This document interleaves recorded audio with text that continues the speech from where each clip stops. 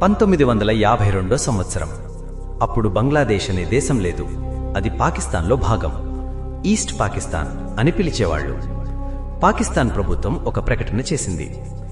దేశం మొత్తం ఒకే భాష ఉండాలి, అది ఉర్దూ అయి ఉండాలి అని. కానీ ఈస్ట్ పాకిస్తాన్ ప్రజలలో ఎక్కువ మంది మాట్లాడేది బెంగాలీ.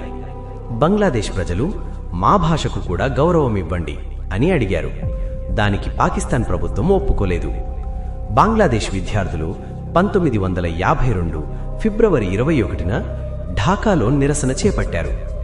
వాళ్ల నినాదం ఏమిటంటే మా మాతృభాషకు గుర్తింపు కావాలి అని. కానీ పాకిస్తాన్ ప్రభుత్వం ఒప్పుకోకపోగా 1952 ఫిబ్రవరి 21న వారిపై కిరాతకంగా కాల్పులు జరిపించింది. చాలామంది విద్యార్థులు మరణించారు. వారి ప్రాణాల త్యాగానికి గుర్తింపుగా 1999లో యునెస్కో ఫిబ్రవరి 21న ఇంటర్నేషనల్ మదర్ లాంగ్వేజ్ డే అనగా ప్రపంచ మాతృభాష దినోత్సవం అధికారికంగా ప్రకటించింది. 2000 నుండి ప్రపంచవ్యాప్తంగా ప్రపంచ మాతృభాష దినోత్సవం జరుపుతున్నారు. ఆసక్తికర షాకింగ్ విషయాలేమిటంటే ప్రపంచంలో 7000 పైగా భాషలు ఉన్నాయి. కానీ వాటిలో సగానికి పైగా ప్రమాదంలో ఉన్నాయి. ప్రతి 2 వారాలకు ఒక భాష చనిపోతోంది. ఏంటి, నమ్మలేకపోతున్నారా? అవును, నిజమే. మరి చనిపోవడం అంటే ఏమిటో తెలుసా? ఇక ఆ భాషలో ఎవరూ మాట్లాడరు అని అర్థం. ఒక భాష అంటే ఒక ప్రపంచం అని అర్థం. ఒక భాష మాయమైతే ఆ భాష మాట్లాడే ప్రాంతంలో ఉన్న జానపద కథలు, సంస్కృతి, ఆ ప్రాంతపు పాత జ్ఞానం మొత్తం మాయమైపోతాయి. ప్రపంచంలో ఎక్కువగా మాట్లాడే భాషలు: 1 English, 2 Mandarin Chinese, 3 Hindi, 4 Spanish. పై భాషలన్నీ కొన్ని కోట్ల మంది మాట్లాడడం వల్ల అలాంటి పెద్ద భాషలకు ఎటువంటి ఢోకా ఉండదు. కానీ వేలాది చిన్న భాషలు మాత్రం ప్రమాదంలో ఉన్నాయి. పరభాషను నేర్చుకో, తప్పులేదు, ఎందుకంటే అది మన మనుగడకు అవసరం.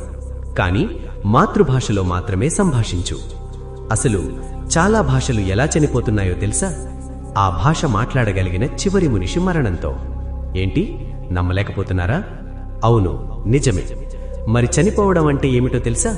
ఇక ఆ భాషలో ఎవరూ మాట్లాడరు అని అర్థం. రా, నీకో యథార్థ కథ చూపిస్తా. ఒక చిన్న గ్రామం, ఒక పాత ఇల్లు, ఒక పెద్ద ఆయన. ఆ ఊరిలో అందరికీ ఆయనంటే గౌరవం. కానీ అతను మాట్లాడే భాష అంటే అందరికీ చులకనే. ఆ పెద్ద ఆయనే రామయ్య. ఆయన మాట్లాడే భాష ఆ ఊరిలో ఇంకెవ్వరికీ రాదు. ఎందుకంటే ఈ రోజుల్లో పిల్లలకు మాతృభాషలో మాట్లాడడం అంటే అవమానంగా భావిస్తున్నారు. మాతృభాషలో మాట్లాడితే వాళ్లను ఎవ్వరూ గొప్పగా చూడరని బిల్డప్ కొట్టడానికి పరాయి భాషలో మాట్లాడతారు. దానికి తోడు ఇప్పుడు వస్తున్న గవర్నమెంట్స్ కూడా అలానే తయారయ్యాయి. ఆ ఊరిలో పిల్లలు ఆ పెద్దాయన మాటలు వింటే నవ్వేవారు. తాతయ్య, మీరు ఏం మాట్లాడుతున్నారు అని ఎగతాళి చేసేవారు. ఆయన చిరునవ్వుతో చెప్పేవాడు, ఇది మన మూలాల స్వరమిది బాబూ అని. ఆ భాషలోనే ఆయన పాటలు పాడేవాడు. ఆ భాషలోనే ఆయన కథలు చెప్పేవాడు. కానీ ఎవ్వరూ నేర్చుకోలేదు. ఒకరోజు ఆయన అనారోగ్యంతో పడిపోయాడు. గ్రామం మొత్తం చేరింది. ఆయన మనవడు దగ్గరకు వచ్చాడు.